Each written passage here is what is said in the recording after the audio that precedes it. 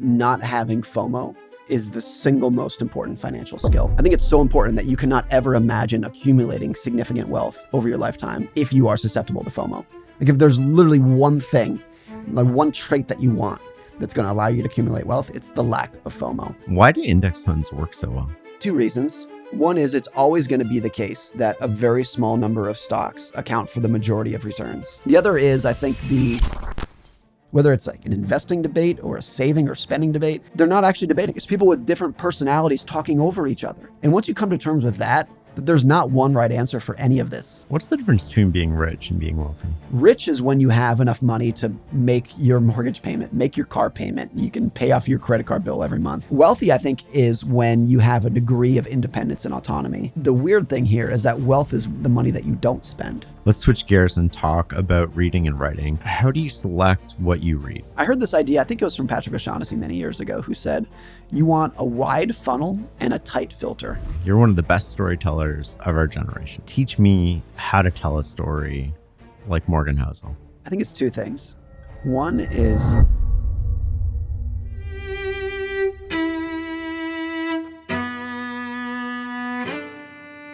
I want to start with a bit of a paradox. The less money we seem to have, the more risks we're willing to take. Can you explain that to me? Daniel Kahneman said something along the lines of, when all your options are bad, your willingness to take a risk explodes because you got nothing else to lose.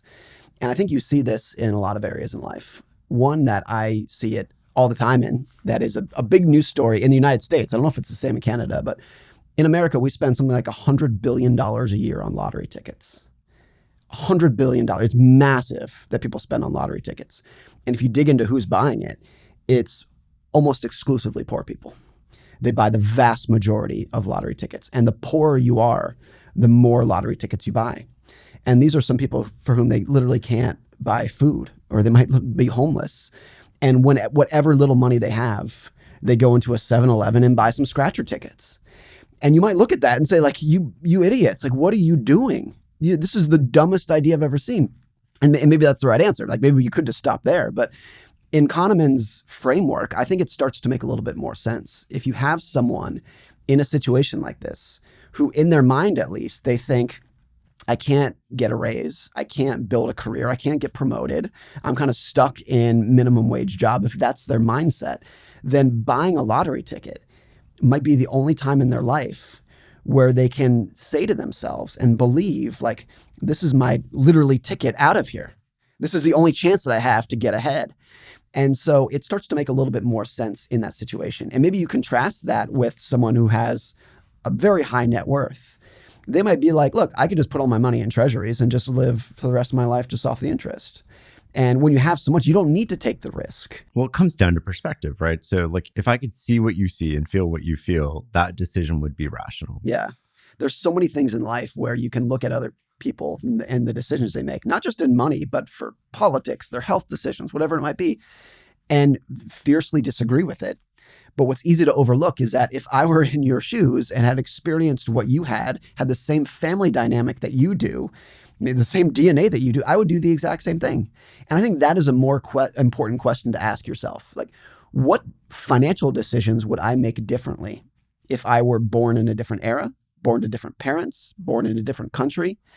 And I think you can't answer that question honestly because you don't know, but you know there would be a lot of things different that are completely outside of your control. Where and when you were born would have a massive impact. You and I should not pretend that if we were born in the 1960s in Nigeria, that we would have the same views about investing in the stock market over time that you and I do today. This kind of gets to the topic of luck. And a lot of people, when you bring up luck, they will say something that sounds smart that I fiercely disagree with. They say like, oh, you should increase the surface area of your luck. You should like, oh, the harder I work, the luckier I get. It was like some variation of that. And I'm like, no, if you can do something that changes your odds of an outcome, it's not luck by definition. Luck to me, the biggest are where and when you were born. You can't control it. Bill Gates couldn't control it. Elon Musk couldn't control it, but it has a massive impact on where you're going to go in life. That to me is what luck is. It's what you truly have absolutely no control over.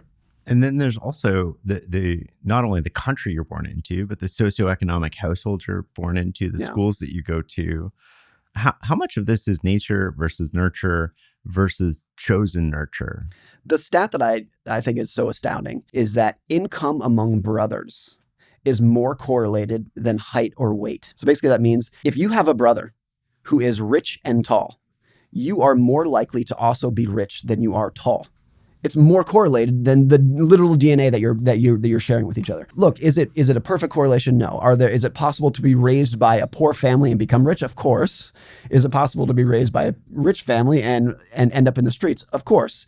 But there's a very strong correlation between those two. I think people get really can get kind of testy when you talk about luck, because if I say that you got lucky, I look jealous. And if I say that I got lucky, I feel diminished in what I'm doing in life. So it plays a massive role, but it's very easy to ignore the impact that it has in the world. How do we break down that contribution between luck and skill, or what's repeatable on our part? Rather than saying, what is luck? I think it's important to just say, like, what is repeatable? What is something that happened that I could do again? And if we look at Buffett, this guy standing behind our shoulder here, and let's look at the course of his life. He cannot recreate the trading conditions that existed in the 1950s that allowed him to buy blue chip stocks at 3 times earnings, whatever it was back then that he was doing. He can't recreate that. He couldn't do it again. But could I or you or anyone else listening try to recreate his patience, some of his risk framework? Like, yes. So that's something we should pay attention to. You want to find what is repeatable and what you could do again. And those are the things that you should pay the most attention to. I think that's fascinating, right? Because when we look at Buffett, what we want is the outcome. And what we don't think about is all the things that go into creating that outcome. So what stays the same between all these different decades where he's done this, right? Yeah. So he's done it from buying net Ben Graham stocks, all the way to buying great businesses, all the way to the patience to do nothing, and then once every 10 years, deploy a whole bunch of cash. Yeah. What is consistent across that period in your mind? 2 of the big ones, we could come up with dozens of things that are consistent with someone like Buffett, but the 2 big ones are endurance, and maybe tied to that, capping a downside risk that allows him to stick around for longer than anyone else. There's also a psychological trait of wanting to keep going longer than anyone else. I use a stat in my book that 99% of Buffett's net worth was accumulated after his 60th birthday. Like, the vast majority of people, including me and maybe you, if we became a billionaire at age 60, would be done. You'd move to Florida and buy a private island and live happily ever after. For him to be that successful and to keep going full blast for what's now another 33 years and still going stronger than ever is a very unique characteristic that plays a massive role in his success. If Buffett had retired at age 60 or 50, like a normal person would have in that situation, you would have never heard of him.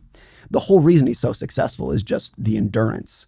And there's a psychological and a financial component to that. Never getting wiped out financially, and the psychology that will allow him to keep going full blast for nearly a century on end now.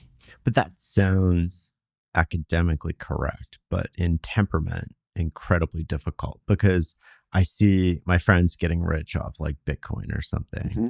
And that makes me want to change the patience that I have. I know how to get wealthy over time. We know historically that what's worked is saving money, being very patient, letting it compound decade after decade. And then all of a sudden you wake up with a ton of money and your financial independence.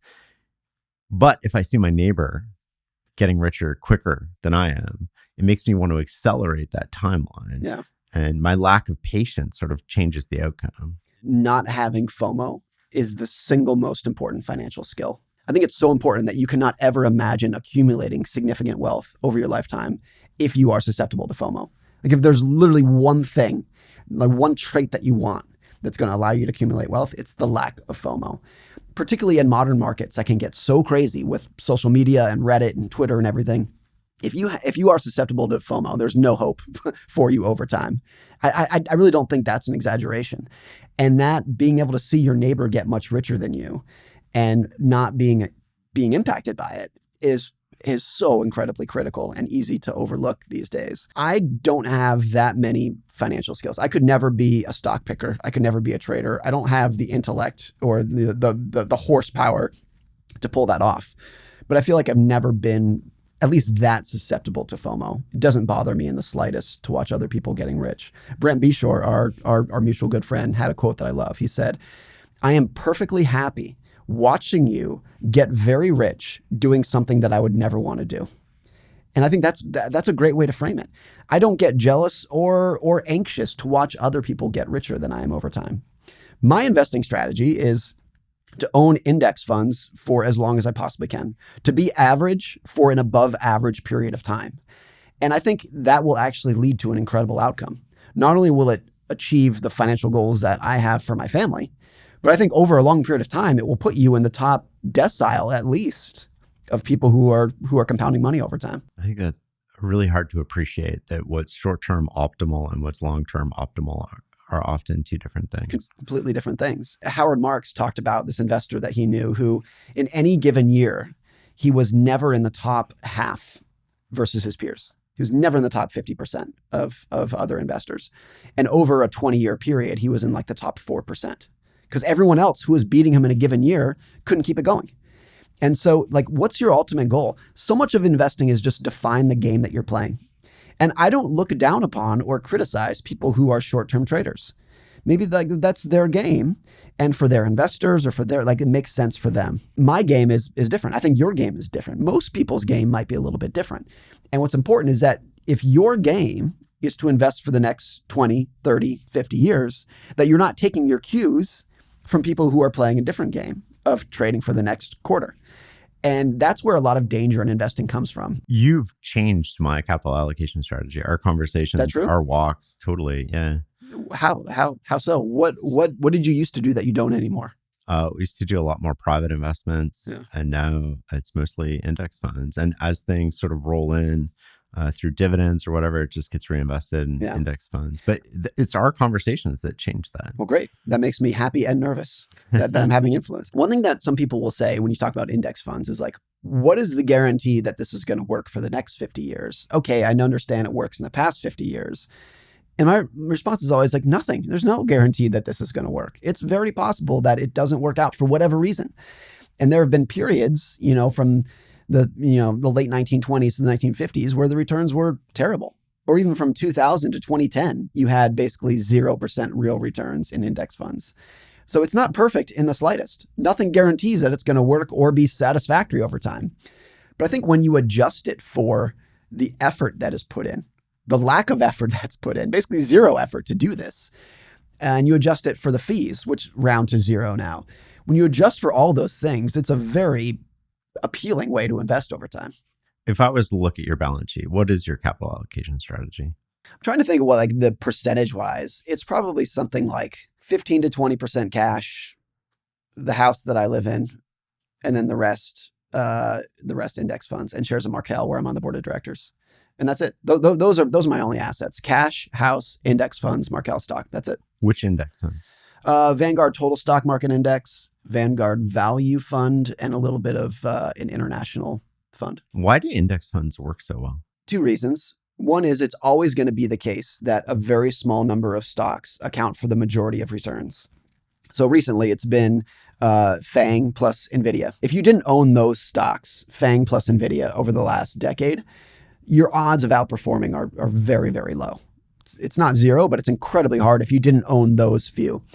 And even if you look at an index fund that owns 1,000 stocks, let's say, you're going to get the majority of your returns from probably fewer than 20 of them. And it's always been like that.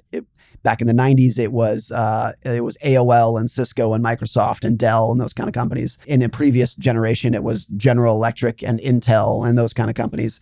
It's always the case that it's very tail-driven, the distribution of returns.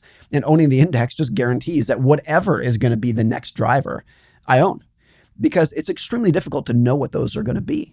If you had gone back to 2004, 20 years ago, and tried to predict what are the big winners going to be over the next 20 years, well, By the way, some of those companies didn't even exist yet. Facebook didn't even exist yet. Google was still a private company, or maybe it had just gone public in 2004. The big winners are, I think, extremely difficult to know with any foresight what it's going to be. And if you had suggested even 3 years ago that NVIDIA was going to be one of them, you would have been like, what? They make it would have sounded absurd.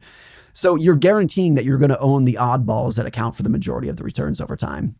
The other is, I think, the lack of effort that goes into it that is needed. Investing is one of the very few endeavors in life where the harder you try, the worse you're probably going to do. And yes, there are exceptions to that. Renaissance technologies, of course, you can name the exceptions for people who tried very hard and did very well. But for the vast majority of people, there's going to be a negative correlation between the effort you put into it and the results that you got out of it. And so the leave it alone aspect of investing in index funds is very important. One little stat that I love about this is that if you look at both the Dow and the S&P 500, those are not static indexes. They change over time. There are new constituents that are added. Companies go out of business or they merge, and then new companies are added to that. If you were to look at the Dow, I think one of the studies showed over the last 100 years, if rather than adding a new company, when one of the original components went out of business or merged, if you just left it alone, don't add anything else, don't take anything out, just literally take the original components and leave them alone, you would have done better than the companies that were added and removed. Like any activity that goes into it tends to be detrimental over time. That's I've always thought is very fascinating. It's literally like there's very few exceptions in the index world to where the more effort you put into it, the better you're going to do over time. Do you think we find it boring and that's why we don't want to do it? It's a combination of boredom and just the counterintuition of the less effort, the better we're going to do. Because any other endeavor in life, whether it's your physical fitness or whatever it might be, there's a positive correlation. If you want to become in better shape, you exercise, you put more effort into it. In most endeavors in life, the harder you try, the better you're going to do. And investing is just not one of those. And it's so not intuitive that people end up tripping over themselves. I would also say, too, that I am not against active investing in the slightest at all. I have so much respect and admiration for the people who do it well. And the stats that get thrown around that are true, that 90% or more of mutual funds will underperform the benchmark. My response to that is always like, of course, that's how it is. You should not expect to live in a world in which everyone who tries to beat the market can do it. Of course, that's how it is. And the people who can do it are enormously talented. And I have so much respect for them. Two of them are sitting behind our shoulders here. And other people, I know people, people who have been, and I think will continue to be successful at this. So I'm not a passive zealot in the slightest. I just think for myself and many other people, it's probably the smartest way to invest. How do you keep your goalposts from moving as you accumulate and compound wealth? I think everyone's, including my and my wife's, have not stopped moving, nor should they. I don't personally aspire to live in a world where if I'm lucky enough for my net worth to go up, 100% of it just accrues to savings over time. That's not the life that I want to live. I want to have a great life with some great material possessions and travel with my kids and live well over time. If your net worth grows 10%, but your expectations grow 12%, that's when you get into trouble. This is the gap between the two. And so, look, I'm making this up. This is not an actual analysis, but I bet over time, if my net worth has gone up by 10% per year, our goalpost has grown by 5% per year. I'm making those numbers up, but it's something like that. So yes, my family lives a better life materially today than we did 10 years ago, but we've still saved and lots of money during that period. I think that's all that matters over time is that and even Buffett and Munger, who are, known for being frugal. Buffett lives in the same house he bought when he was 26. Yes, but he also flies a private jet and had a beautiful beachfront house in Laguna Beach. These guys are not living like paupers over time. And that's what I think is really important. It's just making sure that there's a gap between your net worth and your expectations. Seems one of the things that we inherit from society is that the house you live in is your prime financial asset. Yeah. That seems really recent as well, maybe the last 30, 40 years, where that's become the vast majority of wealth for Americans and Canadians. I know in the United States, real home prices for most of modern history in the 20th century were flat as a pancake. Robert Shiller of Yale did a lot of analysis on this, tracking U.S. home prices since the 1800s. And in real terms, from probably the 1940s through the 1990s, were flat as a pancake on average across the United States. And then in the last 20 years, starting with the housing bubble that started around 2003, they exploded higher. And then, of course, we had the housing crash in 2008, and people thought that was the end of the bubble. But then they've exploded higher even more. And real home prices in the US, I'm sure it's the same in Canada, are much higher today than they were at the peak of the bubble in 2006 on average. Of course, there's many variables going into that. A lack of building of new homes that didn't keep up with generational growth. And it kind of bifurcates the world in terms of if you have owned a home for any period over the last 20 years, you've probably done very well. And if you are looking for your first home today, it's harder than it's ever been. Particularly now that interest rates in the US are 7 or 7.5% for 30-year fixed rate mortgage. Combine that with home prices that are just absurd, particularly in the metro areas that people want to live in. It's completely bifurcated because if you own a house for the last 10 years, you can sell that house and take the equity that has grown in that house to buy a new one to use for your down payment on the other house that's been inflated, whose price has been inflated. But if you're trying to break in for the first time, like it's a joke. It's a complete joke. So it's a very difficult thing. I have a lot of sympathy for the first time home buyer today who does not have parental support, which is the vast majority of them. It's harder than it's ever been. And there are few things that make you feel like you are stable in your adult life than owning the house that you live in. And I think it plays a huge role in a lot of things in life. A lot of people, this would have been the same for my wife and I, don't want to start having kids until they own their home. They want to have that sense of stability before they start having kids. So I think the lack of housing affordability has an impact on demographics and having kids over time that will echo for the next 50 or 70 years. So it plays a huge role in what's going on in society. There's also sort of a difference between what's optimal financially and what's optimal psychologically. And we've had this conversation before where you've told me you paid off your mortgage. Yep. And that makes very little financial sense because you had one of those crazy, like really low mortgages. Like our mortgage rate was 3.2% fixed for 30 years and we paid it off, which I say it's very true, is the worst financial decision we've ever made. But it's the best money decision we've ever made. And the difference between the two is like, look, on a spreadsheet, it's terrible. I've done the math of like, what if I had just invested that money instead? How much more money would we have today? It's a lot. It's a lot of money. But nothing that we've ever done in our financial life has, I think, given us more happiness than paying that off. And a lot of that is unique maybe to my personality. This is not advice for other people because maybe you and other people don't have that personality. I'm a worst case scenario thinker. I also have a career that can be fickle. And so, and I'm the sole breadwinner in our household. My wife is home with our kids. So with all of those, my personality, my career and whatnot, it made perfect sense. And when we did it, I was nearly in tears with joy when we did it, knowing full well that it was a dumb financial decision.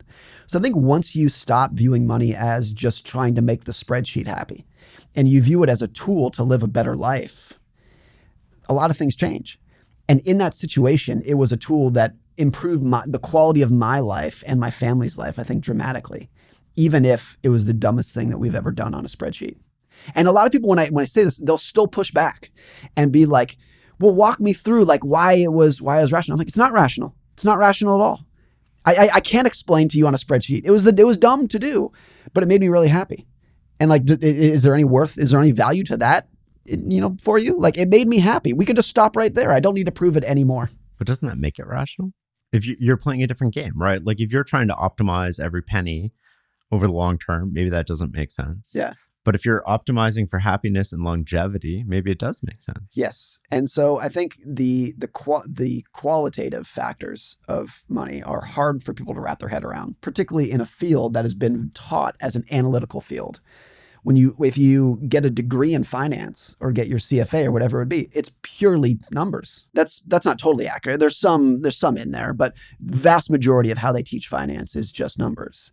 And so it can be hard for a lot of people to wrap their head around why you would do something where the numbers don't make sense. What can money do for us and what can it do for us? What's the lie it tells us? What's the thing that we feel like it can do for us that it can't? Well, I think the lie is that A lot of people in life, if they're unsatisfied with how their life is going, it's a very quick and easy answer to say, if I had more money, things would be better. And that can be true. It can solve a lot of your problems. But I think what a lot of people want in life, not everyone, I don't want to completely generalize this, but what I want that I think is reasonably common for people is I want independence and I want to spend time with the people who I love, my family and friends. And that's pretty much it. And can you use money to do that? Of course, money is kind of the oxygen of independence. And if you can use your money to spend more time with your friends and family, you and I went out to a lovely dinner last night with each other. That cost money. Thank you for buying, by the way. And we had a great time with each other. Now, if you and I went for a walk that would have been free, it would have been great too. But using money to spend time with whom you want, when you want, for as long as you want, waking up every morning and saying, I can do whatever I want today, even if what I want to do is go to work and be productive, is absolutely critical. And that is different from the knee jerk of just, oh, if I have more money, I can buy more things, nicer things. But what you actually want in your soul is you want independence and to spend time with people who you love. Money can do those things, but it's not as direct as people think. One example of this is like, will having a nicer house make you happier? It might.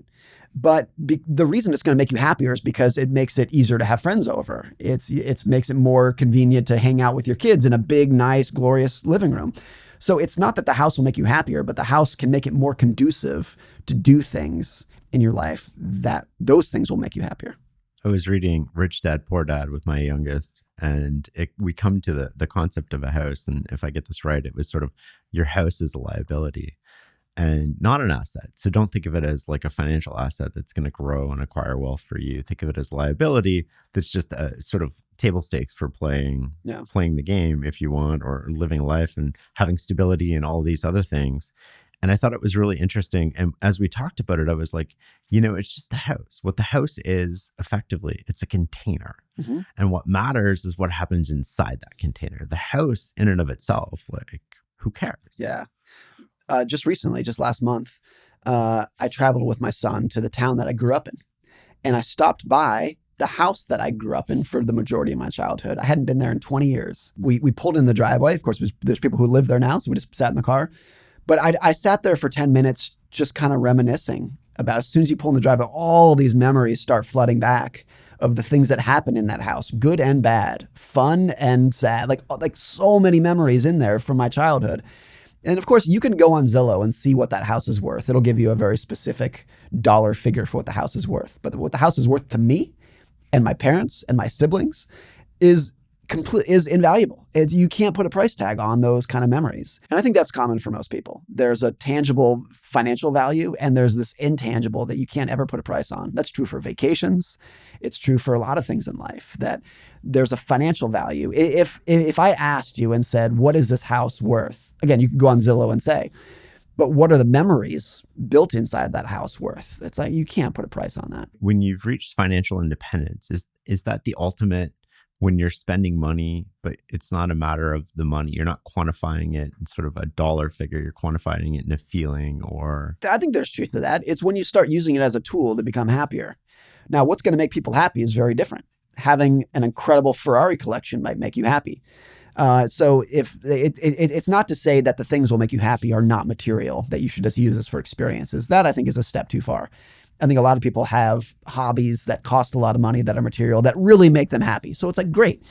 There are a lot of people out there who would say, who would really promote frugality and be like, you don't need a big house. You don't need a nice car. Well, big houses and nice cars make some people really happy. Other people, they don't. It's whatever you can use money as a tool for to live a better life, versus, I think, a yardstick of status and success to compare yourself against other people.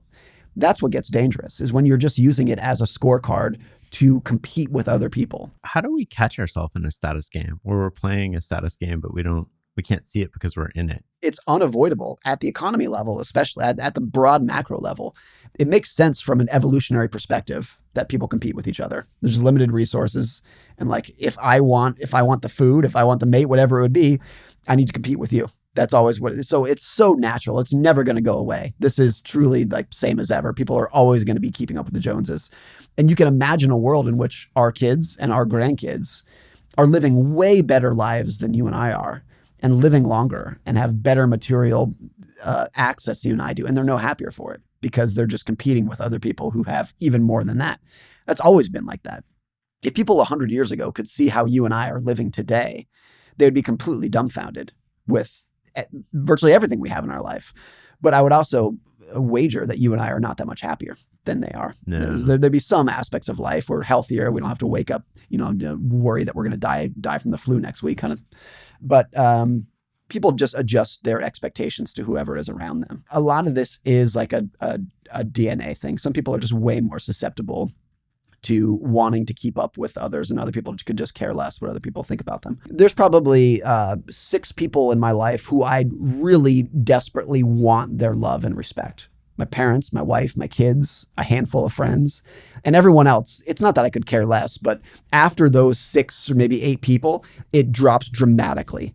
And the vast majority of people on Twitter and whatnot, I could care less what you think about the decisions that I'm making. So I think if you define that, it's whose love and admiration do I want in life? Defining who those people are, and what do I have to do to earn their love and respect? The love and respect of my wife and my kids and my parents.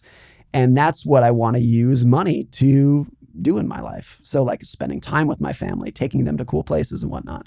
There is a financial aspect to this, but once you define that personal game you're playing, a lot of these decisions clear up. I think a lot of people don't actually think about what game they're playing. They look at other people and, from my lens, you should be doing something different. But that really comes because we're optimizing for different things. Yes. I bet if you and I sat down and like deeply compared our lives, there would be things that we do very differently. Spending, like you spend a lot of money on this and I don't. I spend a lot of money on this and you don't. And it's not a disagreement. It's just we're different people. Even if you and I are about the same age, same education, there's probably a lot that is just like, but we're different. So I think most financial debates, whether it's like an investing debate or a saving or spending debate, people are not actually disagreeing with each other. They're not actually debating. It's people with different personalities talking over each other. And once you come to terms with that there's not one right answer for any of this. There's so many things that we inherit, though, from our parents, like invisible rules about money or practices around money. I remember like these moments in my childhood where, my parents had to decide between fixing the roof and fixing the car, and they couldn't afford to do both.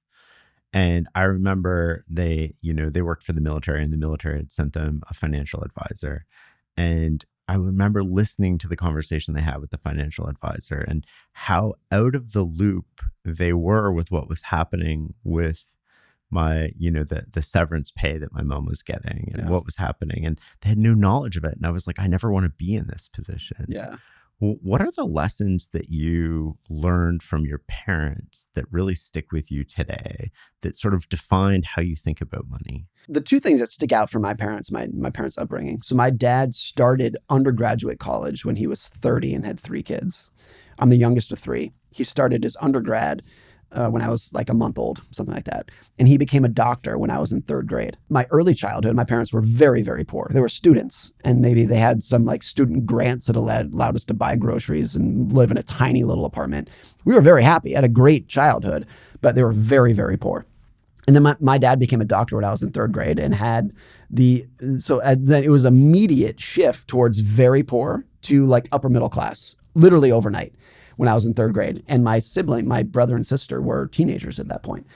So I got to see both sides of the spectrum. And I remember the year 1993 is the year everything changed in our family. What sticks out from that is that the frugality that was demanded of my parents when they were poor stuck with them after they started making more money. And so even after my dad became a doctor, we were very frugal. We lived a much better life than we did when we were poor because we were living in abject poverty for most of my childhood. But after that, they had a very high savings rate. We were not spending money like my dad's coworkers were, like you would expect a normal doctor to. It was nothing close to that. I think I looked down upon my parents for that. I was like, we could be living in a nicer house. I know how much money you make. We could be living in a better house and driving a better car, but we don't because you're cheapskates. That was my view for my teens and early 20s. My dad was an ER doctor, which is a very stressful field. It's literally people dying in front of you in your arms every day and working night shifts. And it's a very stressful field. So after about 20 years or so, he had just had enough. And well before I think he intended to retire, he more or less woke up one day and said, I'm done. It was a little more planned than that, but that was close to it. And because they had saved so much, he could do that. He had the independence to wake up one day and say, I'm going to do, like, I'm proud of what I did, but I'm going to go do something else now. And a lot of his peers could not do that because they spent like doctors. They lived in big houses and sent their kids to private school and drove fancy cars. So when they wanted to quit, they couldn't. They wanted to retire. They were tired and they wanted to quit, but they couldn't do it. And that was such a profound shift in my thinking. This was not that long ago. I don't know, 12 years ago or so, of when I was like, oh, that's why you were saving so much. It wasn't because you were cheapskates. It's because you wanted to become independent. And now you are. You want to quit so you could quit. That's why you were saving. That was a profound shift for me of like, you're not saving because you're just scared to spend. You're saving because you want something different, which is independence. And independence is going to give you so much more pleasure than the big house ever would. That really stuck with me. How did they talk to you when you said, hey, you're just being cheapskates, like, let's do this thing, or let's get this bigger house? Or if they heard what I just said, they would say, yes, in hindsight, that's all true, but we didn't know we were saving for independence.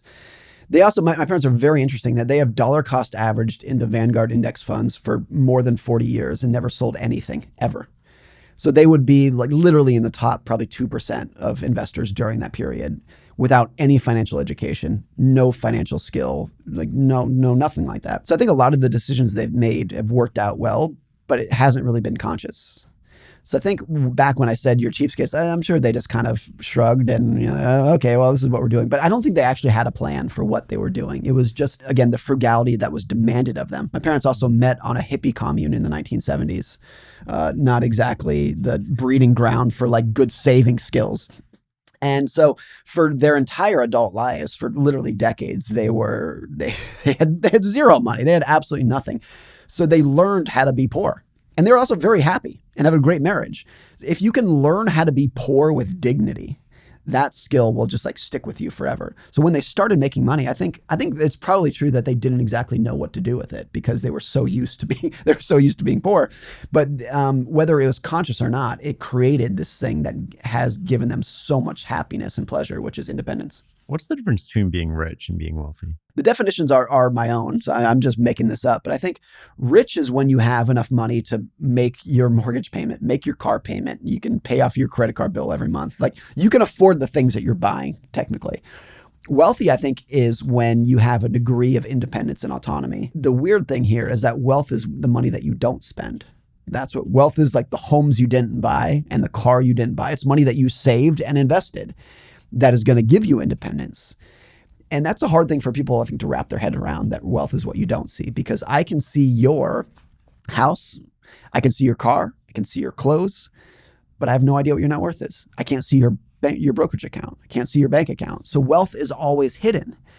And it throws a lot of people for a loop because if I was looking for a role model of physical fitness, I can see your fitness. I can see your weight and your muscle tone and whatnot. It's all visible. But when you're looking for a financial role model, who do you look up to? And a lot of people, particularly young people, will look up to the guy in the mansion with the Ferrari. But that guy, for all you know, is living paycheck to paycheck. A lot of those people are.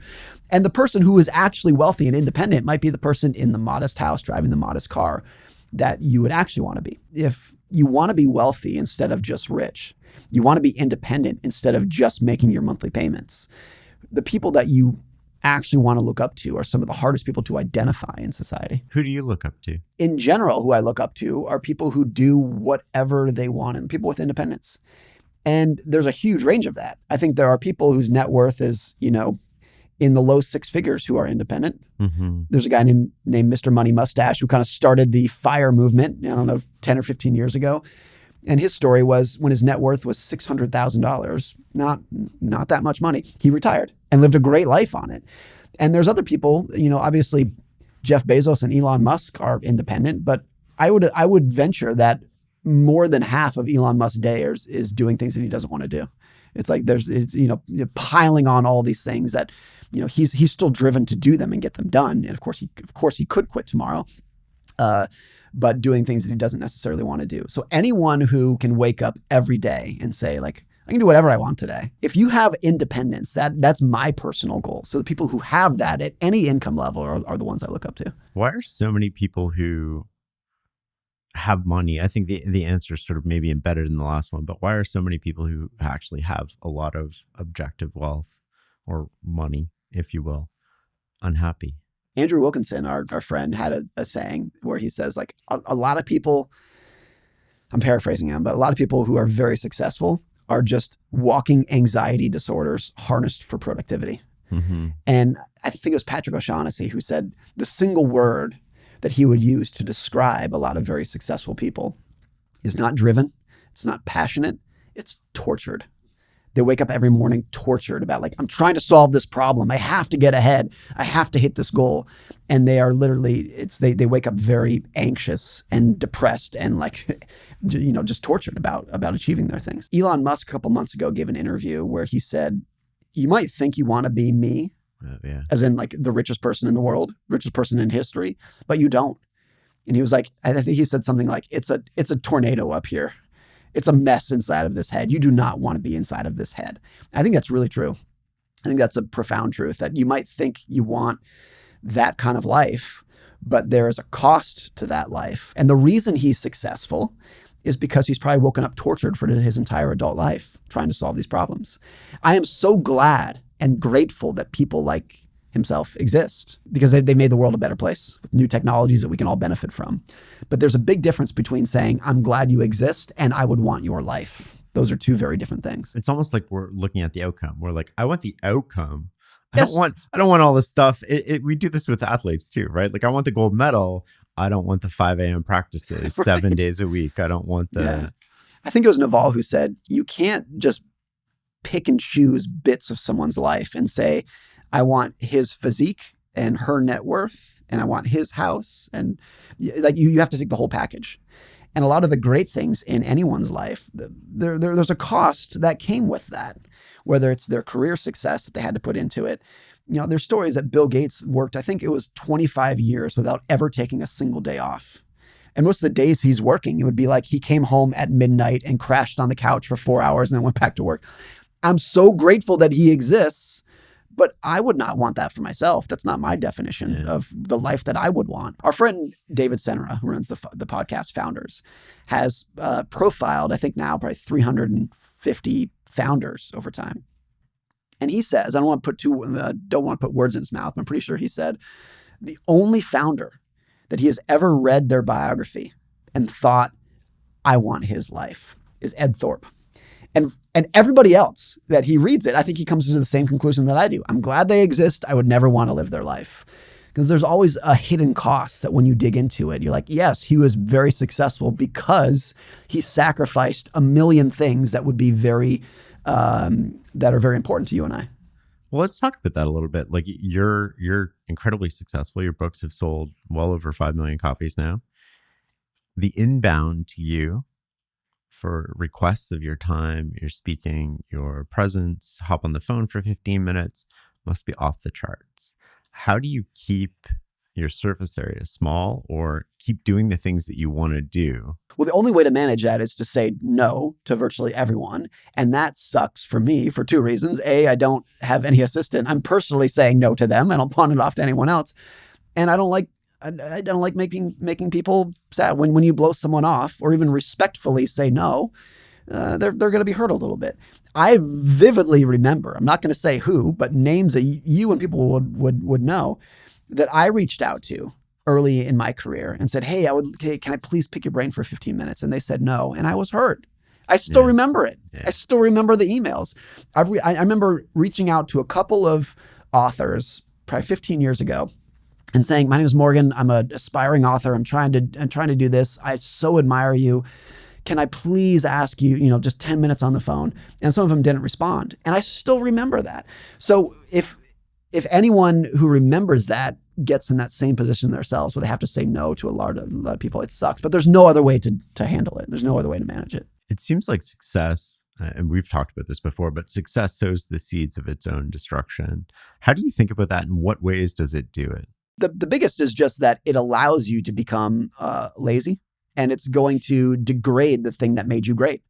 what made you, like literally you, successful was probably like some degree of like waking up and feeling inadequate. Just waking up and being like, I know I'm capable of doing more than I've achieved already, and I got to go do it. And it's pretty common, like whether that was driven by a lack of self-esteem, like whatever it was, you're waking up and you're like, I need to achieve more than I have today. And once you achieve some level, it's easy to be like, well, I've already done that. And then the thing that made you successful, that drive you had, is diminished. You see this in companies and in people. And the other thing that's really powerful is when you are lower on the totem pole, it's easier for everyone around you to tell you what you're doing wrong. And the higher you gain, particularly when you get up to the very high levels, no one wants to tell you doing wrong because you're probably paying those people to be surrounded, to surround you with advice. And they don't want to tell the emperor he has no clothes. That happens to lots of people, lots of companies and whatnot. The thing that made you great is degraded the more successful that you become. And some people fight this very well, but a lot of people don't. It's a tough thing. I think the laziness aspect of it, of once you become more financially independent, you're not driven. For most of my career, I was writing because that was how I fed my children. Like I have to do this. Yes, I love it. Yes, I enjoy it, but I absolutely have to do this. Once you get to a point where it's like, look, I still love to do this, but I don't have to do it anymore. Is my motivation lower than it used to? I think the answer is yes. Like I don't like to admit that, but I think the answer is yes. Now I'm still as motivated. I'm still very motivated to keep writing because I love doing it. And I think there's a part of it that I enjoy more now that I'm not doing it to feed my children. I'm doing it because I love the art of writing rather than just the business of writing. But people's motivations change over time. Now, part of that is great. I don't want to be 60 years old and having to work to feed myself this week, but you shouldn't pretend that it's going to not impact the thing that made you great. I want to come to writing later on. I got a lot of questions about your process around that. But before we get there, what is risk? You can have a million different definitions of risk. I think broadly, it's anything that's going to prevent you from achieving the goals that you want. That's a very basic answer, but I think that's what it is. And the reason that's important is because take volatility in the stock market. Is that risk? Well, it could be. If you're a day trader, then yes. If the market goes down tomorrow, that's a risk for you. If you're going to retire in 50 years, it's not whatsoever. So just defining it in personal terms is, I think, the most important. But a lot of finance is not that. They define risk as volatility, whatever it might be, recessions, all these different things. But it's a very personal answer. What is risky for me might not be for you, and vice versa. And this is what gets back to most financial debates are people with different time horizons talking over each other. There's a quote that I love that is, personal finance is more personal than it is finance.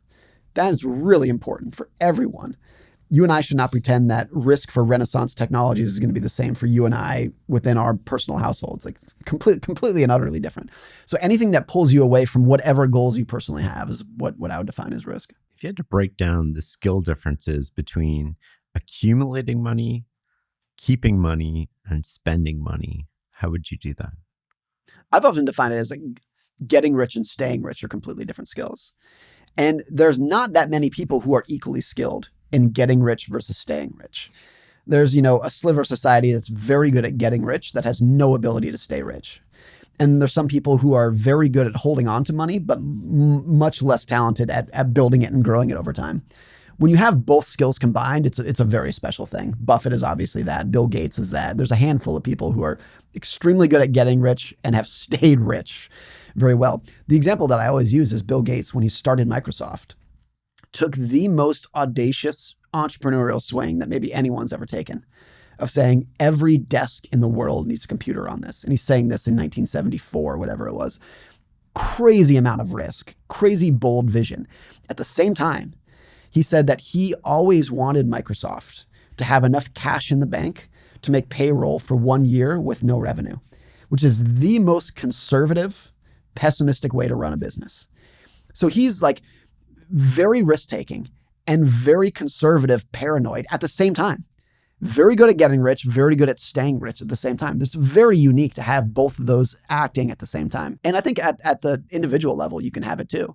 My net worth, you'd say, is very barbelled. Like a lot of cash, that's the paranoid conservative side.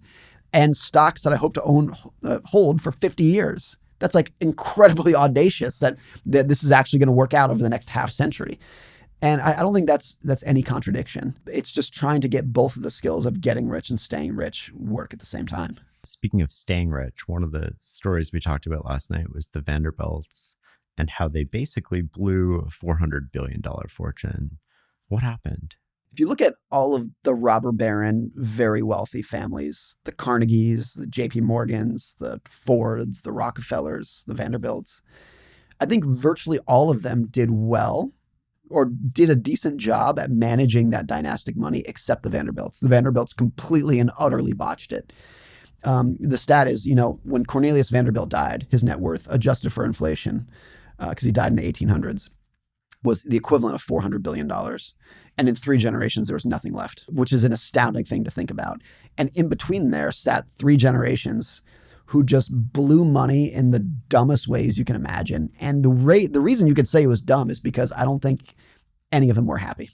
I think they were pretty much all miserable. If you dig into the biographies of these 3 generations, a lot of the other robber baron families taught their children, taught their heirs to run the business or to become good philanthropists, whatever it was. The Vanderbilts effectively told their heirs, your job, your sole purpose on this planet is to spend more money than anyone else. And so they did it. They built the biggest houses that were so big they didn't even want to live in them because they were too big. They threw parties that were so extravagant they were just burdens on themselves. It's like they were used, like their sole financial metric is, can you spend more money than the other socialite? And they were all miserable for it. And the story that a lot of people know now is that the first Vanderbilt heir to not get any money, when all the money was exhausted, the first heir where there was nothing left was Anderson Cooper of CNN. His mother was a woman named Gloria Vanderbilt. She got kind of the last trust fund in the family. And Cooper is not only the most successful Vanderbilt heir in like 180 years, he's probably the happiest. And he's talked about this, that money that you are given, that you inherit, can be a burden to your ambition, a burden to your identity of building a name for yourself. And he was kind of the first Vanderbilt heir who was like relieved of the burden of having to carry on this thing of like, I'm a socialite, I'm a Vanderbilt. And he's just like, I gotta build my own name and my own career.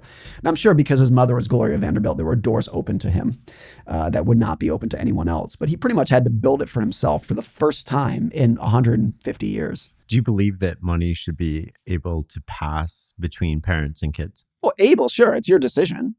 But there are obviously downsides. And I'm sure, I hope it's a long time from now, that I'll leave my kids some money, not a lot. I love the Buffett quote where he says, leave your kids enough money so that they can do anything, but not so much money that they can do nothing. And that I think is really important. I want to use whatever money I've saved to give my kids the best opportunity of building the life that they want, but not so much money that they are forced to live the life that I want for them.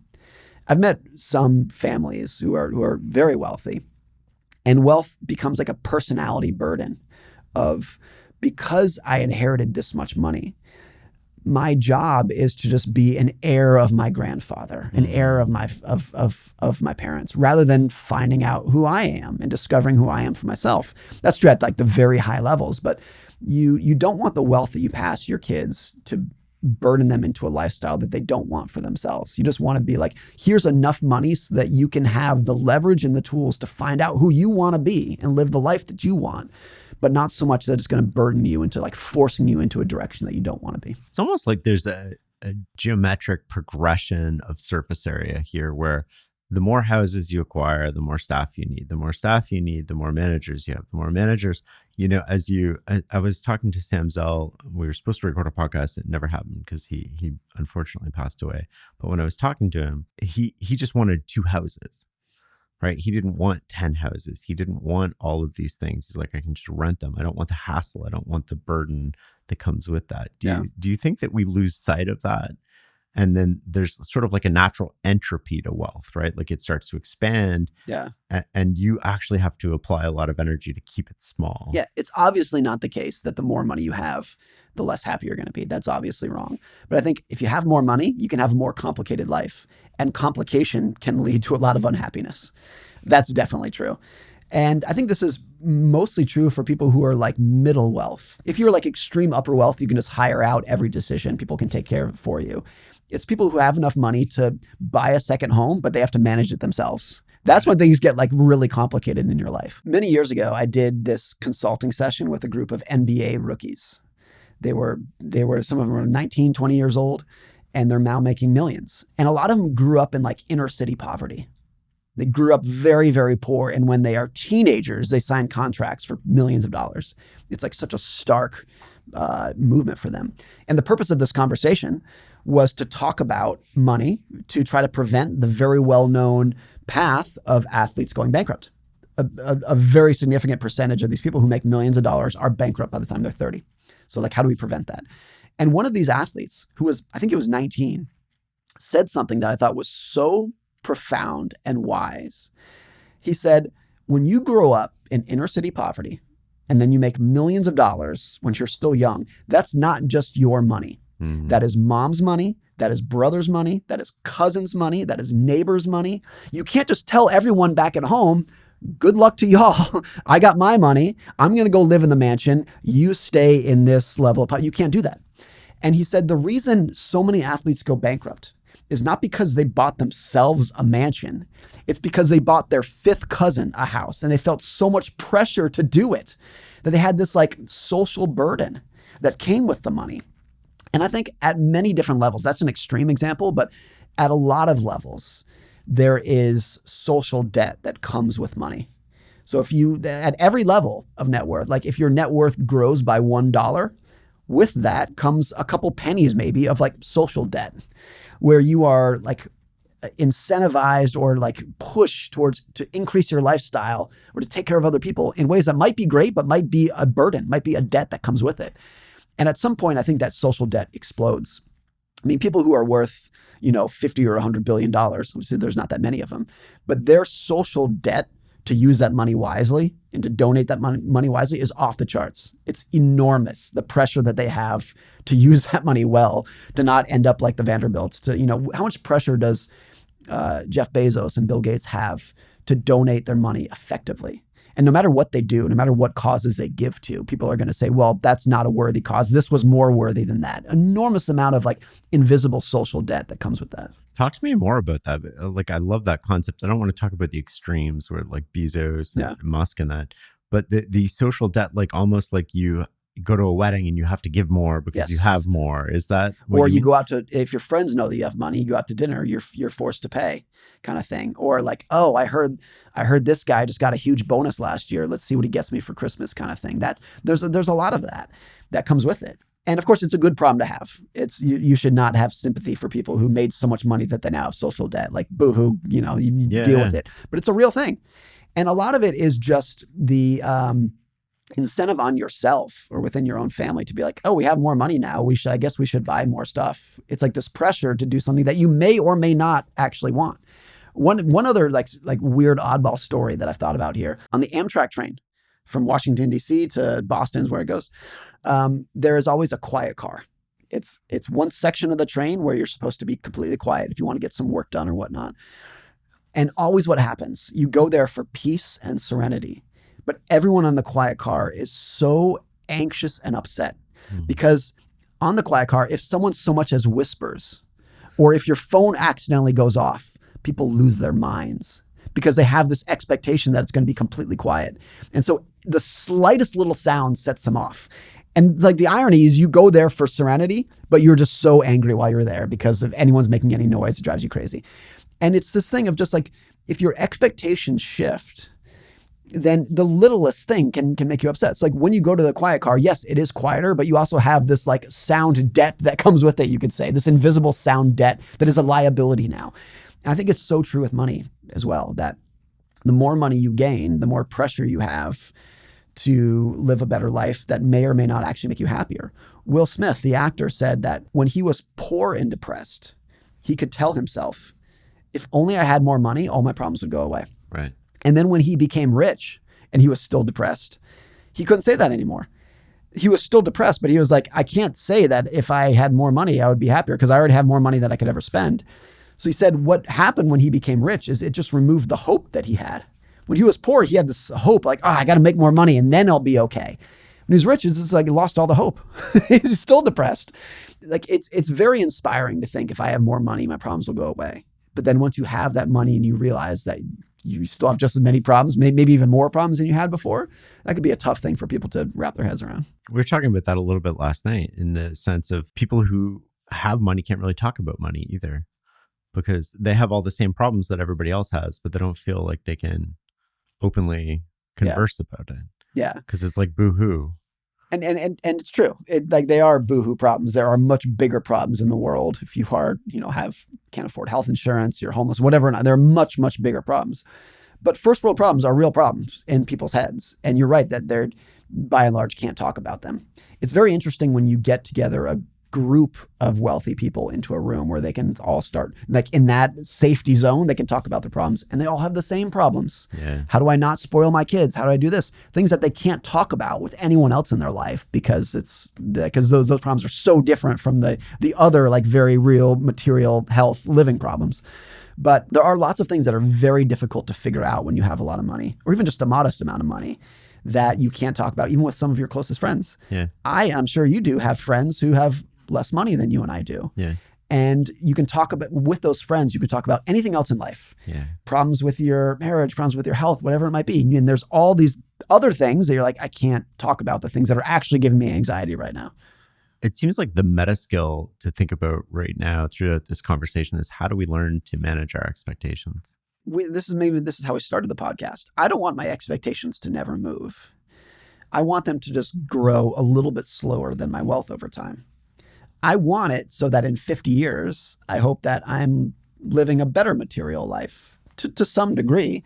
I just want that level to not exceed my net worth over time. Once your aspirations exceed the growth of your wealth, that's when people they take too much risk. They go into debt, whatever it might be. You've hung around, spent time with a lot of wealthy families, either giving talks or individually. The problems are the same. How do they deal with not raising spoiled children? What have you learned from that? I'd say most of them, how do they deal with not raising spoiled children is they don't deal with it well.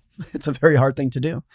I had a conversation recently with a guy who was, his father is a billionaire and they've lived like billionaires his entire life. He's roughly our age and he's a very down to earth, grounded, polite guy. And so I asked him, like, how did you grow up in private jets and mansions and not become a spoiled little prick? Because he's such a nice guy. And he said, despite having that much money and living like a billionaire, his parents never told him that because we have more money, we're better than anyone else. And they told him quite the opposite. And he said something I thought was really important. He said, the reason that so many kids grow up spoiled is because their parents are obsessed with money. That's why the parents are rich, is because they're obsessed with money. But it naturally grows into this thing of like, you are better than other people if you have more money. And if people have less money than us, then we're not, they are not equal to us. And it's so basic and almost cliche, but if you are very wealthy, but you're still teaching your kids the good values, that will stick with them. And the opposite is true too. If you raise your kids, even if you have a lower income, but you raise them with an obsession with money, to like, that's the scorecard of measuring other people. It's like, well, what's your net worth? What's your salary? That's what I'm going to measure you by and rank you by. That's when you get spoiled little jerks as children. How do you and Gretchen talk to your kids about money? Well, our kids are 4 and 8, so not that much yet. The other thing that I've noticed, I'm sure it's the same for you and other people who have multiple children, is that my kids could not be more different in their personalities. Totally. And of course, they're raised by the same parents. They shared half their DNA. Like it's the same house, the same rules, the same upbringing, and they're utterly different people. So you can't create one philosophy, one parenting philosophy for that. The other thing is, even if I know my children today, I don't know who they're going to be when they're adults. Does my daughter want to be a partner at Goldman Sachs? Does she want to work for Greenpeace? Does she want to be a kindergarten teacher? You have no idea what they're going to do. And the different, rules are going to be different for them. I also think that what's true is that the more you try to tell your kids, this is what you should do, the more they're going to rebel against that, particularly when they're teenagers. But the more that you can just lead by example, like they are going to pick up on it. You don't need to sit your kids down and say, let me teach you about money. And in fact, if you do that, most kids are going to yawn and say, I'm not interested in this. But they are definitely paying attention to every time you say, we can't afford this. They're making a mental note of it. Every time you say that's too expensive, every time you say I value this, I don't value that, they're forming a model in their head that's going to stick with them forever. And so I think just leading by example with them is what we try to do, rather than trying to say, this is what I want to teach you. These are the values I want to instill. Back to my own parents. I don't think they ever sat me or my siblings down and said, let me teach you about money. But I learned profound money lessons for them by just observing when I was 8 years old. Well, let's invert it. Well, we can go from parenting and then maybe to money broader, but like, what lesson don't you want your kids to learn about money? What would be the worst thing that they could take away from you about money? Don't think that all poverty is due to laziness, and don't think that all wealth is due to hard work. It's not. If you are just ranking people by their net worth and ranking their value by the net worth, that's probably the most dangerous thing you could do with money. It's the most profoundly wrong takeaway from money. And yes, a lot of wealthy people earned it, of course, and a lot of wealthy people or a lot of poor people made some very bad decisions. But once you just use it as a yardstick to measure people's value by, you're making a huge mistake. There are a lot of wealthy people who I cannot stand, and some of my best friends don't make that much money. And I think you can only have that in your life if you divorce someone's salary and net worth from their personal worth in life. What else? Keep going. I think what's interesting, I don't know if this is a lesson, but what's interesting is that if you ask most parents, what do you want for your kids? Almost every parent will say, I just want them to be happy. I just want to raise happy kids.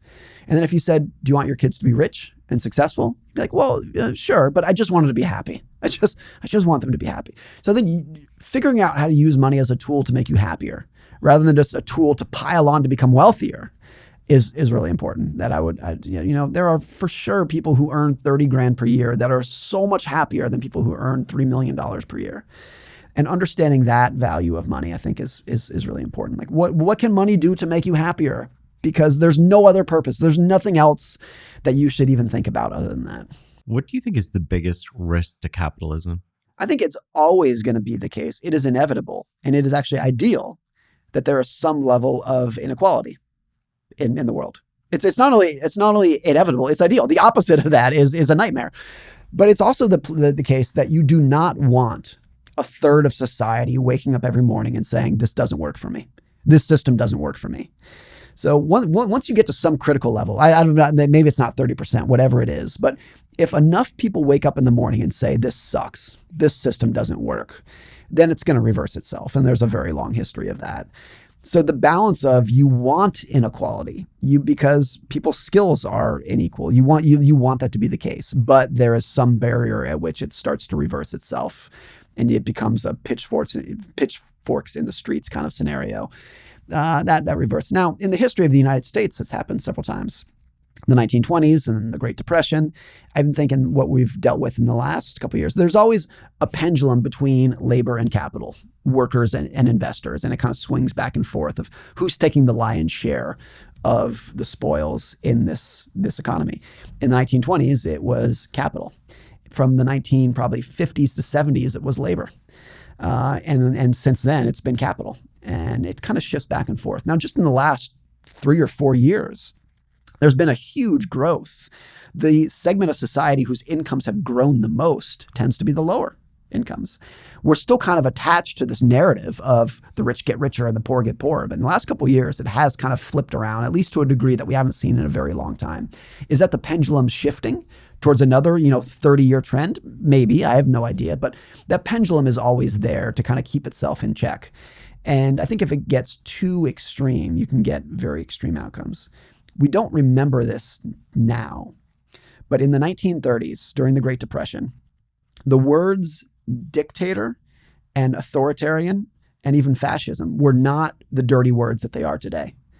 A lot of people during that era, it was not uncommon for people to say capitalism and even having a big democracy just doesn't work. The Great Depression in their minds proved that it didn't work.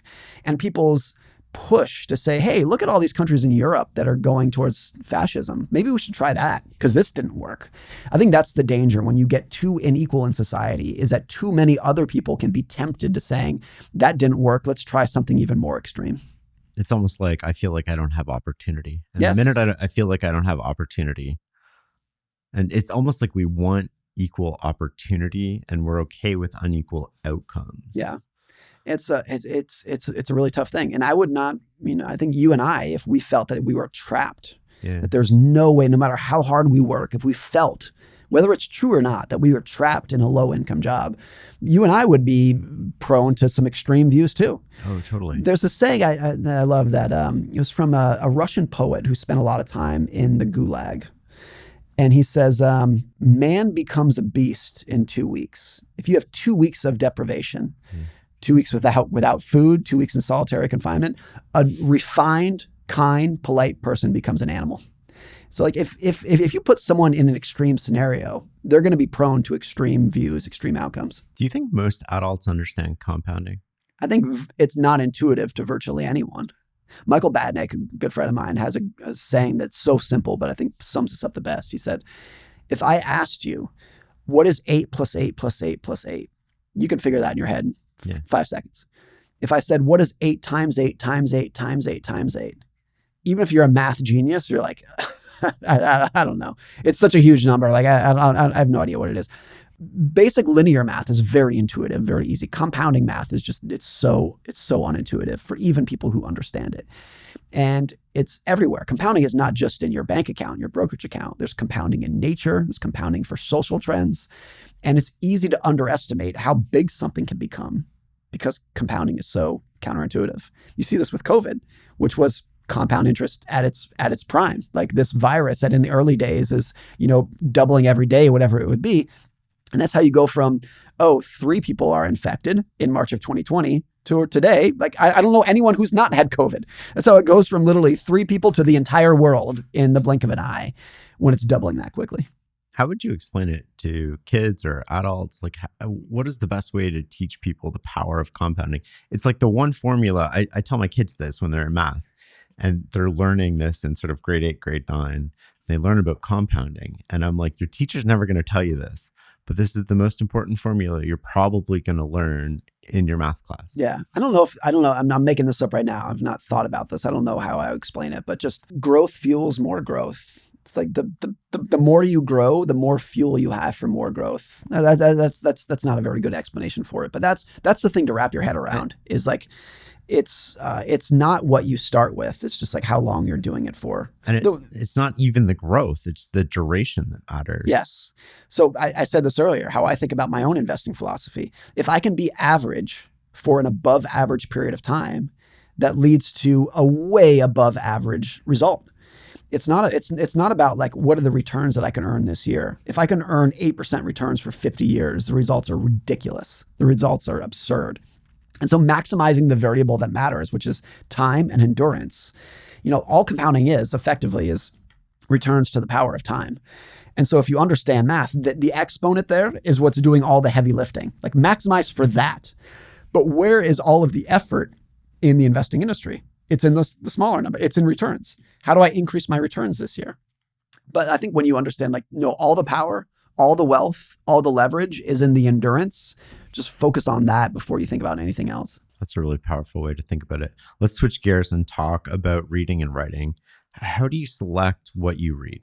I heard this idea, I think it was from Patrick O'Shaughnessy many years ago, who said, you want a wide funnel and a tight filter. I will start reading any book on any topic that looks even mildly interesting to me, but I will slam it shut without mercy and move on to something else if it's not working for me. A lot of the reason that people don't like read, why people don't read as much as they should, or if they say, I'm not a big reader, a lot of the reason is because they feel like morally that they need to finish every book that they start. And we realize that the majority of books, there's 4 million books for sale on Amazon. I bet 3.9 million of those are not meant for you or for me. They're meant for other people, but they just don't work for what we want out of them. And if you force yourself to finish every book you start, of course, it's going to be a miserable experience. But when you are willing to try anything, but have a filter that just has no mercy to move on if you don't like it. That's when you find the great books. Because if you only stick to books that you know you're going to like about topics that you're interested, you are missing so many other topics out there that you don't even know that you would like. You have to try a million different things, but then cut it off very quickly if you don't like it. So that's how I try to read. If it's even slightly interesting, if someone has said, oh, this is a good, I will start reading it. By the way, Kindle samples are free. You have no excuse to not try any book. And then just mercilessly cut it off if it's not working for you. I find this really interesting because with my oldest, who reads a ton, I just put books on his nightstand, and some of them I think he'll like, some of them I don't think he'll like, and he'll pick them up. And he read like an immune system textbook last year, and loved it. Yes, I think there's a lot of like that. If you ask me right now, would I like to read a book on the immune system? I say I don't know, not really. But there are so many topics like that over the years that I never would have thought that I would like. That I start reading, I'm like, this is incredible. Or it's working for me in that moment. Right. It's a missing puzzle piece in that moment. There are a couple books that have always been on my go-to books that I recommend to other people. Oh, this is one of my favorite books of all time. A couple of those books I went back and reread, and I'm like, they're really not that good. But at the time that I read them, it was a missing puzzle piece. That it was like perfect for me in that moment. Yeah. Even if when I read it now, I'm like, this book's kind of is very basic, not that well written. And so I think that missing puzzle piece is true for a lot of people. And that's why you need to read a lot of books, because what other people think are good may or may not be the book that you need at that moment. Are you a Kindle reader mostly? I'd go back and forth. I'm in a Kindle kick right now. And I've been in physical books before. What I love about Kindle is it's so easy to highlight and go back and search, which for me as a writer is really important. When I'm writing, I'm like, what was that quote from this book? I need to go find that. Really hard to do that in a physical book. Whereas Kindle, it's just so easy. Do you take them out of the Kindle or just leave the highlights on the Kindle? Or I use the Readwise app. And so everything that I highlight, whether it's in a blog post or on Twitter, or it goes all into that. David Senra is the one who said his Readwise feed of all of his highlights is his smart Twitter feed. Yeah. Twitter can be filled with so much garbage and noise, but Readwise, you can flick through. I think David Senra said he has like 28,000 highlights, and he can sit there and scroll it of these like amazing quotes and anecdotes that he's highlighted over the years. Are there passages that stick with you or haunt you that you've read that you can't stop thinking about? This might seem a weird one, but because I'm a writer too, as you are, I'm a sucker for just a well-crafted phrase. But there was one, I forget who wrote this. I'm sorry, I can't tell you who wrote this, but it was a book about D-Day. Mm-hmm. And it was talking about this one group, this one company of soldiers on D-Day, of whom many of them died. And the passage was, all of them were prepared to die that day, and all of them did die that day. And that was something, it's such a beautifully crafted sentence, and it's also just haunting in its own way. That I'm such a sucker for that. It's not like, I always say the best story wins. You could phrase that fact that they all died a million different ways, but how whoever the author was phrased that always really stuck with me. Why do you think the best story wins? What's behind that? What we're trying to do when we read a lot of times is just contextualize whatever fact or story that was within our own lives. And it's much easier to contextualize a story than a statistic, because there's a human element to a good story. And it's just so much easier to remember and stick with you. I don't remember any of the formulas that I was forced to memorize in school, forced to memorize the night before the test. I don't remember a single one. But every good story that I was told, some of them when I was 6 years old, I still remember. So because it's just so much easier to remember a story than a statistic, and it's easier to contextualize it within your own life, and because there's so much emotion embedded in it, stories are like leverage for good statistics. If you just there's some statistic, like I just said, if I said, first platoon of Company E all died on D-Day, that's a statistic. But if you phrase that, if you put a name or a face to it, it becomes a completely different thing. I always use the example of Ken Burns, who makes the best documentaries about U.S. history. And the vast majority of what is in his documentaries are already known. A documentary about the Civil War or World War II, you know how it ends. You know what happened. There's not that much new in there. But he is a better storyteller than I think any historian has ever been in history. He can tell a story about the Civil War that will literally bring you to tears, even if you know what happened. You knew what happened, but when you hear the story and see the face and hear the music in the documentary, it will literally bring you to tears. And Ken Burns has talked about how important music is in his documentaries, the background music. And he said that he will literally edit the script so that when the narrator says a specific emotional word, it matches up with a beat in the background music so that the emotion and the music is literally aligned like that. No other historian's doing that. No other historian does that. And that's why he can create, he has the leverage by talking about the Civil War that no other of the historians who are writing about the Civil War can recreate. Take a few seconds and think about how you would teach me to tell a better story. You're one of the best storytellers of our generation. Teach me how to tell a story like Morgan Housel. I think it's two things. One is write for an audience of one, which is yourself. Don't think about other people. Don't think about who's going to read this. Don't ask yourself, how is the reader going to interpret the sentence? Write a sentence that moves you, that makes you, when you read it, you're like, ooh, I like that, without thinking about anyone else. I think once you start thinking about who is my audience and what are they going to like, you start to pander and you start to like perform for them in a way that is very hard to like create a good emotional story about. Just write for yourself. The other is, don't forget how impatient everyone is. So this is a sense where maybe you are thinking about the reader, but everyone is so impatient when they're reading that you just always have to ask yourself, what is the point that I'm trying to make? Make that point and get the hell out of people's way and move on to another point. And most storytelling, you lose it once you lose the reader. Mark Twain used to, he said at one point that when he would edit his work, he would read it aloud to his family. He would read the story aloud. And when he saw them getting bored, he would make a note. All right, cut that part. They're clearly dozing off here. And when he would see their eyes bug up, he'd be like, oh, this is a good part. And I think Mark Twain was the one who said, leave out the parts that readers tend to skip.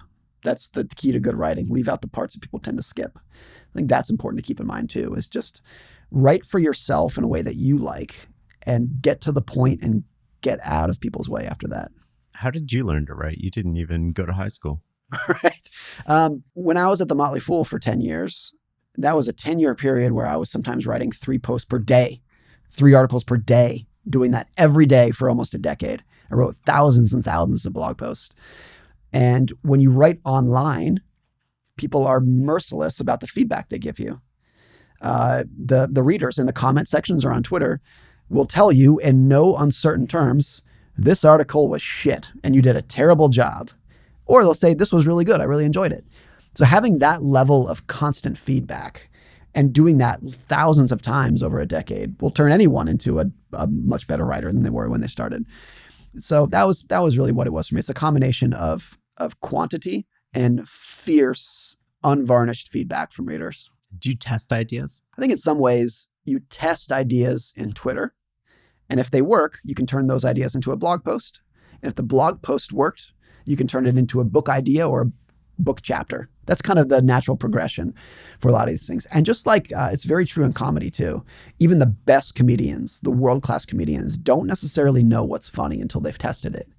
And this is why George Carlin, Chris Rock, Jerry Seinfeld, they test their new jokes in tiny clubs.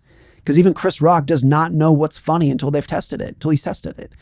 And I think it's true for writers as well. I've had a lot of experience with, I'll write a blog post and I'm like, this is good. This is some of my best work. And it flops. No one else likes it. And the opposite is true too. The biggest, most popular blog posts I've ever written were always ones where when I was writing it, I was like, nah, I don't think this is any good. This is so obvious. It's so boring.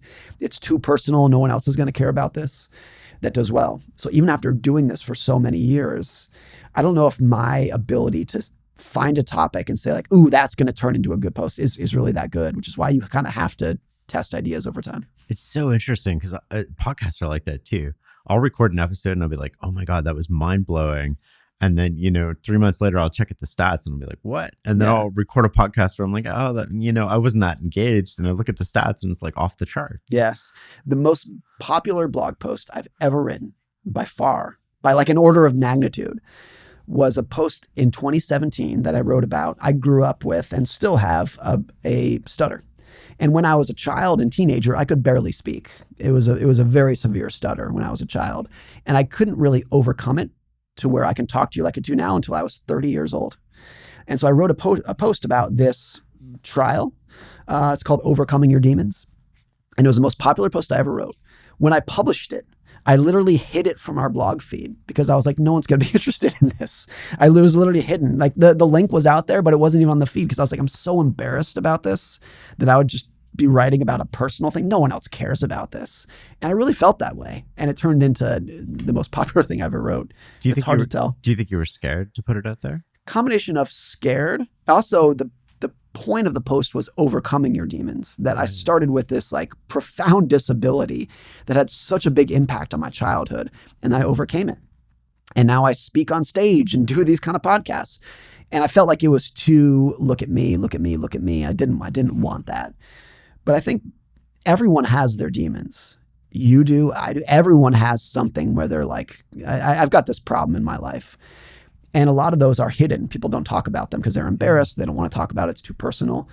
And I think when you are vulnerable and open, people love it because even if you don't stutter, you're like, oh, I have this similar, I have this issue, whatever it would be. And like, thank you for telling me that your life is not perfect. Thank you for being open about the struggles that we all have in our lives. I think people like that. But it's a fine balance between that and being too personal, which we've all seen online. Yeah. Or being too braggy, egotistical about like, look how much I overcame. I'm so important. I'm so special. It's a balance between those two. Some people use vulnerability strategically. Yes, you can tell. There was that viral LinkedIn post a year or two ago it was a founder, and he said, I just had to lay off half my company. And he included a picture of him with like tears running down his face. And people are like, that's terrible. You like, shame on you for just trying to like pull at the heartstrings and say like, oh, I'm so empathetic that I cry when I feel like. It's actually a hard balance between like, why did my stuttering post work? But that picture was just universally panned. It's a balance, but I think it's hard to know where you cross the line there. I want to come back to comedians for a second. What did they know about telling stories that we should learn from them? I forget who says this, and this is not a direct quote. I'm paraphrasing it. I'm going to do a much poor job paraphrasing it, but it's like, comedy is a way to show you're smart without being arrogant. Something like that. That's not the quote. I'm doing such a bad job paraphrasing this. But I honestly think that the best comedians are some of the smartest people in society. They understand psychology. George Carlin understood psychology, I think, better than Daniel Kahneman did. That's a bold statement, but I think that is actually true. They are so smart at understanding how the world works, what makes people tick, how people think. But they're doing it in a way where they don't want to just impress you with their intelligence. They want to make you laugh. What could be better than that? And so I'll give you one example, my favorite George Carlin line. He says, have you ever noticed that everyone driving slower than you is an idiot and everyone driving faster than you is a maniac? A, it's funny, but B, it's like, God, that is, if you think about it, that's profound. And understanding like how, like relative views of other people and whatnot. And so I think they're absolute geniuses, but they want to deliver it in a way rather than using big words to say like, look how smart I am. They just want to make you laugh. And they are also, because particularly for like a young comic, if they are not making you laugh quickly, they're going to get booed off stage. So they are the epitome of one-liner, just like so succinct in their delivery, so succinct in their writing, because they don't have the luxury that a lot of authors do of like, let me write a 7,000 word chapter. A comedian on stage is like, if you don't make me laugh every 10 seconds, you're going to get booed off. It's interesting because you mentioned psychology there. They're keen observers of human nature and psychology. And all we've talked about today, we've talked about it through the lens of money, but it's basically psychology. Well, I think a lot of things in life fall under this umbrella of how do people make decisions around uncertainty, risk, and lack of information. And that is health, that is politics, that is friendships and marriages, and it's also money. A lot of things fall under the same umbrella. There's a study of like how do people behave. And one of the things I think is important here is that you can learn so much about money by studying and reading fields that have nothing to do with money. I think you can learn more about money by reading about politics, military history, biology, sociology than you will by reading a finance book. Because you're just trying to figure out, how do people make decisions? How do you make decisions, and how do other people make decisions? And by and large, you're not going to learn that in an economics textbook, but you will learn about it by reading all of these other fields that have nothing to do with money. What's your process for writing? I don't think this is a good advice. So if you're a writer out there, I'm not saying this is the right way to do it. But one of the things that I do that I think is not common is I write. By the time I get to the bottom of a post, it's pretty much the final draft. Not because I can write a final draft in one shot, but because I, by and large, don't move on to the next sentence until I'm satisfied with the previous one.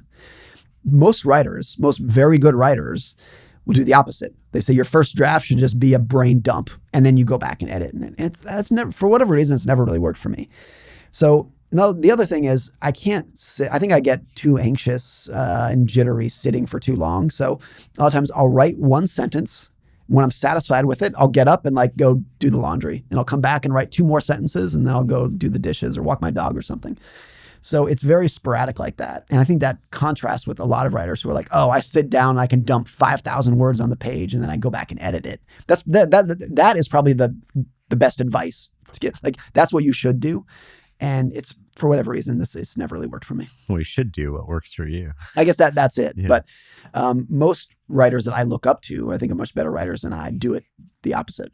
How do you hook people? You're one of the best at sort of, you and James Clear, the two people who, the first sentence to your paragraph and sort of the first part of your story really pulls people in. What do you say? What do you think you do differently? I think it's a constant reminder of how impatient people are. And if you don't hook them in 5 seconds, you're gone. And I know that because I'm a big reader. And if you don't hook me in 5 seconds, I'm probably gone. Unless you are an author who I really know, that I will give you a little bit more leeway to be like, okay, I don't know where your article's going, but I'm gonna stick with you because I like you. If you're not that, you got 5 seconds to catch your attention, or else you're out of there.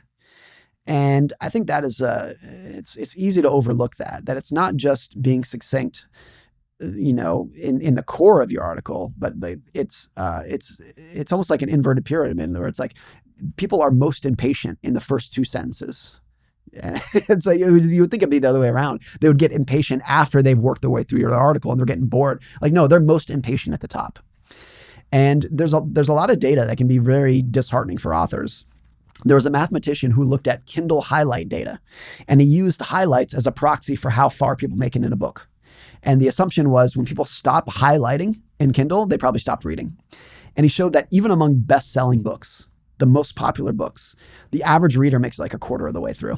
Yeah. That's in the bestsellers. That's in the good books. A quarter of the way through and they're done. And so just always reminding yourself how impatient people are. It's just what's your point? Make your point and get the hell out of people's way. I also think Twitter has made people better writers because the character count limitation has forced people to be like, you have 2 sentences to tell me your idea. And that's all you get.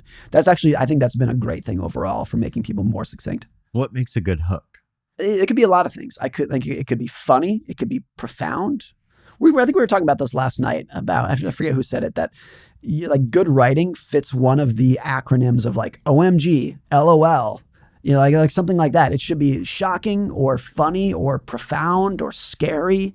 Something like that. That's just going to invoke basically an emoji. Some emotion. Yeah, something like that. I want to end with 2 questions. So one being, what you can leave everybody some parting wisdom on money and life. What would it be?